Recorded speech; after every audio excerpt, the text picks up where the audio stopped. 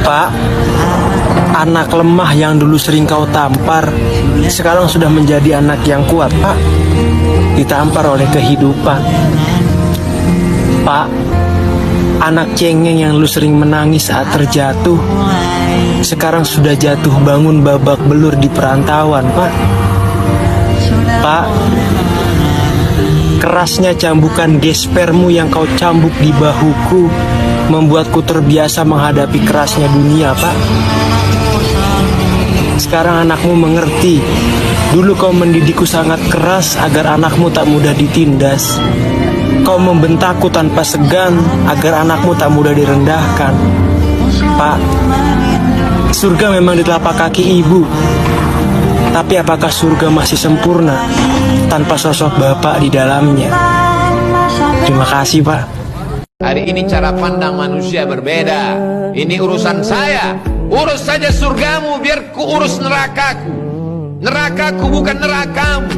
Begitu lantangnya manusia-manusia sombong. Bukan ajaran Islam. Islam bukan sekedar sholat. Islam bukan sekedar puasa. Islam bukan sekedar haji dan umrah.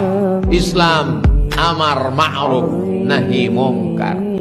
Belajar bahasa pendaki. Oke, simaksi itu kepanjangan dari surat izin masuk kawasan konservasi. MDPL itu meter di atas permukaan laut. AMS itu acute mountain sickness. Logistik itu persediaan makanan yang dibawa saat mendaki. Basecamp itu tempat istirahat sementara sebelum atau setelah mendaki. Shelter itu tempat singgah yang dibuat untuk bermalam. Pos itu tempat istirahat sementara, sedangkan kamu tempat cerita di saat hatinya sedang terluka. SB itu sleeping bag atau kantong tidur. Baju dinas itu pakaian yang kita pakai saat mendaki. Tas besar yang dipakai untuk mendaki itu carrier. Kalau yang agak kecil itu daypack. Nah, yang kecil sekali itu harapan kamu untuk dapetin dia. Ciah. TikTok itu naik turun gunung tanpa menginap. Bonus itu trek yang landai. Summit itu perjalanan menuju puncak. Dan foto-foto di puncak dengan plakat itu sebuah kewajiban saat mendaki. Udah siap banget nih gue naik gunung sambil teriak Indonesia itu indah kawan. Sayang jika hanya disaksikan lewat layar kaca. Izin Ustaz. Ya.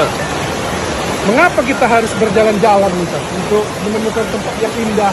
Kita mesti jalan-jalan karena Allah nyuruh kita jalan. Siru fil ard, berjalan dari atas muka bumi. Untuk apa? Wanzuru kaifa akana akibatul mukadzibin. Bagaimana akibat yang dirasakan orang zaman dulu.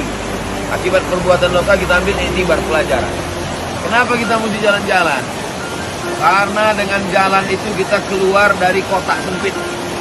Kotak kantor, kotak lingkungan, kotak RT, kotak permusuhan, kotak perkelahian, kotak rumah tangga yang mungkin sumpek. Maka kita keluar sebentar, out the box. Di dalam kotak ini ada gas yang bocor. Waunya udah menyengat. Tapi karena kita di dalam kita tak sadar. Kita hirup terus kita keracunan mati. Keluar kita sejenak baru kita sadar. Oh ternyata segar. Manfaatkan jalan-jalan. Tidak mesti ke mall, tidak mesti ke gunung, tidak mesti jalan-jalan ke panti asuhan. Jalan-jalan ke tempat rumah jompo. Melihat masa depan kita.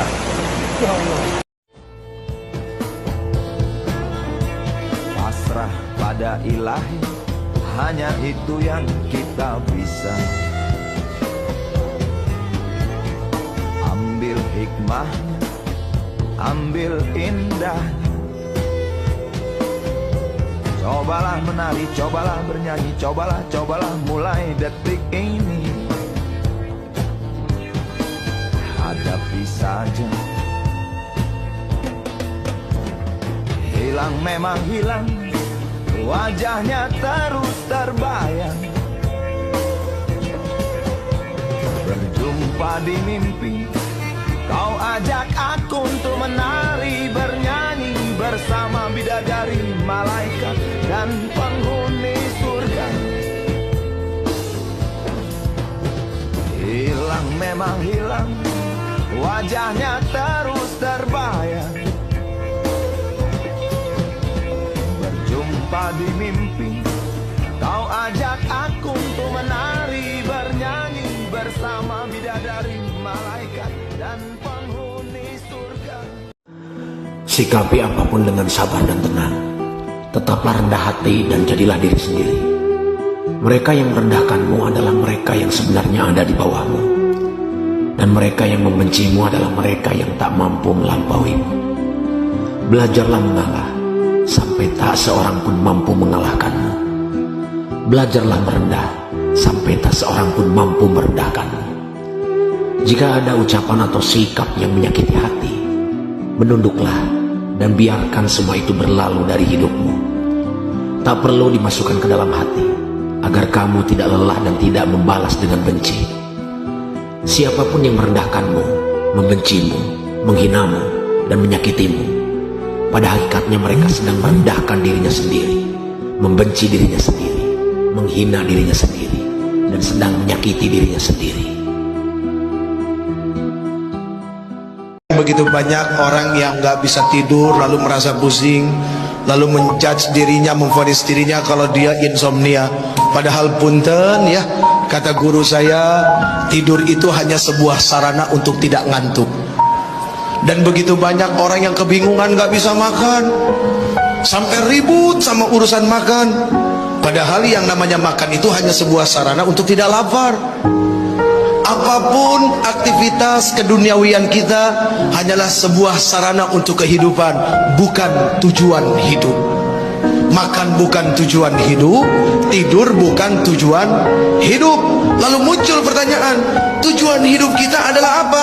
Wa ma khalaqtul jinna wal insa illa liya'budun. Tidaklah aku ciptakan jin dan manusia kecuali untuk beribadah kepada Allah Subhanahu wa taala.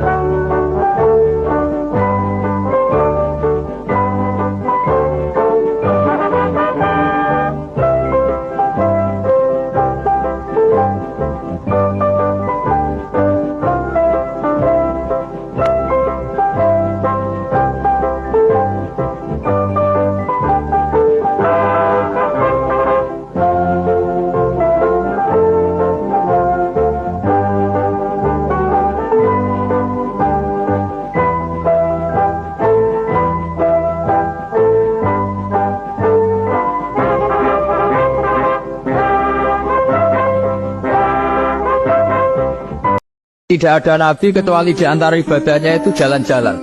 Fasiru fil ardi. Sehingga semua nabi itu mesti pernah melakukan perjalanan internasional. Rasulullah Muhammad SAW pernah jalan-jalan sampai ke Syam, padahal beliau orang Mekah. Nabi Ibrahim yang orang Syam pernah perjalanan sampai ke Mekah. Karena di antara kearifan itu ya dimulai dari apa? Jalan-jalan. Tadi kamu ngerti orang yang macam-macam. Makanya di antara kebaikan umatku, kata Nabi itu siyahah fil ard, sering berkelana, tapi tentu untuk mengambil pelajaran. At-taibunal abidunal hamidunas saihun. Agama mensupport itu. Sehingga kata Nabi, jika ada orang kok sholat qobliyah, ba'diyah semuanya di masjid, sama Nabi ditegur, la taj'alu buyutakum kuburan. Rumah kamu jangan jadikan kuburan, harus dapat jatah apa? Sholat. 5 jenis orang yang akan menghancurkan hidup kita. Nomor 4 adalah tipe orang yang sulit dideteksi. Nomor 5 adalah orang yang menghambat kita maju. 1. Tukang memanfaatkan. Mereka hanya akan hadir untuk kita selama ada hal yang bisa mereka manfaatkan. Segera setelah kita tidak lagi memberikan manfaat, mereka akan menghilang. 2. Tukang mengeluh yang kebal nasihat. Mereka akan mencuri kedamaian kita, membuat kita kepikiran dengan cara mengeluh tentang hal-hal sama yang tidak ingin mereka ubah. Nasihat kita supaya mereka berubah hanya akan diiyakan di ucapan, tapi tidak akan pernah mereka lakukan. 3. Tukang menyalahkan. Mereka membuat kita merasa bersalah. Manipulasi mereka begitu hebat hingga kita percaya bahwa dalam masalah apapun, kitalah yang salah dan harus minta maaf. 4. Penyalahguna kebaikan. Mereka menyalahgunakan sifat pemaaf kita, tapi terus melakukan kesalahan yang sama. Menyalahgunakan kepercayaan, kebaikan, dan kesetiaan kita demi keuntungan pribadi. Kebanyakan baru sadar kehadirannya setelah korbannya kehilangan banyak hal dalam hidupnya. 5 dan terakhir, si pesaing. Orang ini memandang pencapaian orang lain dengan mata iri dan dengki. Ada orang yang mereka kenal lebih berhasil sedikit saja dari mereka akan langsung panas kegerahan. Mereka tidak akan mendukung kita sebaik apapun jasa kita pada mereka. Sedikit saja kita lebih berhasil dari mereka, kita akan dianggap sebagai ancaman yang besar bagi mereka.